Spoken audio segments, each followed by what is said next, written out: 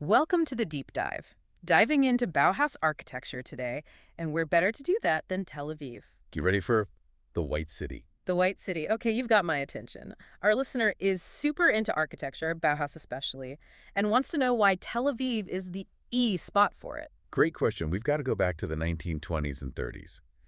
Tel Aviv was brand new, booming population, tons of immigrants, needed places for everyone to live, and fast. So, building boom makes sense, but how does Bauhaus fit in? Well, around that same time, the international style of architecture was getting big. It was all about simplicity, being functional, clean lines, Yeah. perfect for building a lot of something quickly. And guess what was a huge influence on that? Bauhaus. Uh-huh. So Bauhaus wasn't just cool chairs and stuff. No way. It was this whole design school, changed how people thought about art, architecture, everything design. Think sleek buildings, flat roof, those horizontal windows that just scream modern. Okay, yeah, I'm starting to get the picture, but how did it go from Germany to Tel Aviv? Well, the Nazis were not fans, to put it mildly. They thought Bauhaus was degenerate art. Wait, so them shutting down the Bauhaus school actually helped it grow in Tel Aviv? It did. A lot of Jewish Bauhaus architects had to flee Germany. Some went to America, but a bunch picked Tel Aviv. They wanted to build a whole new society, and Tel Aviv was like a blank slate. Wow, that's powerful. A whole city and a whole new society all at once. Exactly. And the Bauhaus philosophy, being practical, functional, equality, that fit right in with what a lot of those early Israelis believed. So they weren't just building buildings, they were building a whole system. Exactly. Mm-hmm. And the result is over 4,000 Bauhaus buildings. The White City, even a UNESCO World Heritage Site. The White City, I love it. Okay, so say you're walking down the street in Tel Aviv. How do you know it's a Bauhaus building? What should our listener look for? A good question. Look for those long horizontal windows. Sometimes they go across the whole building. Rounded balconies or big flat roofs. Often they made those into shared spaces. And not a lot of extra decoration. Bauhaus is clean, functional, all about that. The buildings themselves are taking a deep breath. So it's more than just looks, right? There's this link between the architecture and Tel Aviv itself. Totally. It wasn't just making buildings, it was building a life there. Now that's what I call a deep dive. But we can't forget about Liat. She's from Tel Aviv, and she wrote about living in a Bauhaus building herself. Oh, yeah, Layat's story's great. See, she was into those renovated Bauhaus places, the ones on Balfour Street. Yeah. Like the ones you see in magazines, all chic and perfect. Oh, yeah, those are gorgeous. For sure. But Liat's experience was a little different. She ended up in an older one on Shinkin Street. And let's just say it wasn't quite those glamorous renovations. Oh, what happened? Well, she wasn't allowed to have a washing machine. No washing machine in Tel Aviv? Seriously, why not? Her landlord was worried the vibrations would, mess up the building. Wow.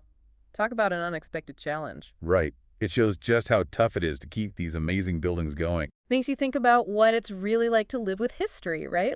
It's one thing to admire these buildings, but actually living in one, that comes with a whole other set of challenges. Totally. It's easy to get caught up in the romance of those old buildings, but they need constant care, and you've got to get creative sometimes, just like Liat with her laundry situation. And that brings up something super important about Bauhaus and Tel Aviv these days. How do you preserve these buildings and keep them relevant for modern life? Right, because you can't just give it a fresh coat of paint and call it a day, right? What are some of the things architects have to deal with? Exactly. It's a balancing act, that's for sure. So on the one hand, you've got the history, the architecture, all that. You want to keep the original design, the materials, the Bauhaus look and feel, right? Makes sense. They're like time capsules. Totally. But then people living there now, they want things like updated plumbing, electricity that works, kitchens and bathrooms that are functional. I'm guessing those weren't really top priorities back in the 1930s when they were building these places. You got it. So it's about finding these creative solutions. How do you add in what people need now without messing with the original architecture? Like a puzzle. You've got to make all the pieces fit. Exactly. And just like a puzzle, there's no one right answer. Every single building has its own quirks and challenges. So it's bigger than just architecture, right? It's about culture and society, too. You got it. And it's something cities all over the world are dealing with. How do you hold on to these architectural treasures? That's a good point. So Liat's story got me thinking, is Bauhaus just a Tel Aviv thing? It's a great question. Tel Aviv is definitely the Bauhaus capital, but you can find it other places too. Jerusalem, for example, although it's a little different there. How so? Well, they mix it up a little more. Jerusalem has such a unique history. And look, so you see that reflected in the architecture too. So even within this movement to create a modern aesthetic, they still honored the local culture and traditions. Absolutely. Yeah. And you see these cool variations even within Bauhaus itself. That's part of what makes it so interesting to explore. It's not just one thing, it's still growing and changing. It's like this conversation that spans different times and cultures. Yeah.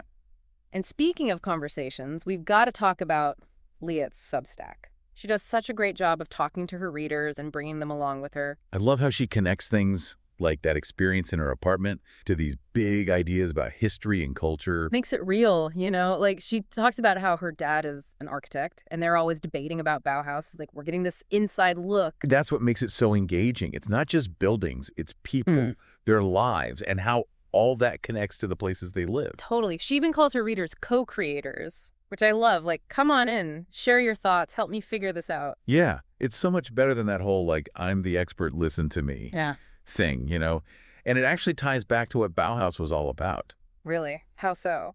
Think about it. Bauhaus wasn't supposed to be just for, like, some fancy architects. It was about making the world work better, look better for everybody. And that meant breaking down those walls, working together. Oh, right. I see what you mean. So Liet's like carrying on that idea with her writing. It's like she's saying, hey, this is about all of us, our stories in these spaces. Exactly. And those stories can really surprise you. Remember, Bauhaus was about more than just architecture, right? It was a reaction to what was happening in the world, embracing technology, new ideas, trying to make a fairer society. And those ideas are still relevant today, even in the digital age. Like what Liet's doing, using technology to share her story, create a community. Exactly. She's got her Substack, Patreon, all of that. It's like she built her own Bauhaus online, a space to be creative, work together, explore. It's amazing how this thing from almost 100 years ago still feels so important today. Right. It shows you how powerful good design is. Yeah. That desire we all have to make things that work well A&D look good. Yeah. It reminds us, even when things are tough, like trying to keep these old buildings going or find new ways to connect with people, there's always a way to be creative, try something new. I love that. So our listener, we started on the streets of 1930s Tel Aviv, those Bauhaus pioneers, creating a new society from the ground up. And now we're here in the digital age, where folks like Lai are using every tool they've got to explore those same ideas of place and identity. Who knew architecture could be so deep-rooted? Maybe it'll even inspire our listener to do some Bauhaus hunting in their own town. Right. You never know what cool buildings are hiding right around the corner. And of course, to get the inside scoop on Liet's world in Tel Aviv, head over to her Substack. We'll drop the link in the show notes. Thanks for joining us for another deep dive. Until next time, keep those eyes peeled and those minds curious.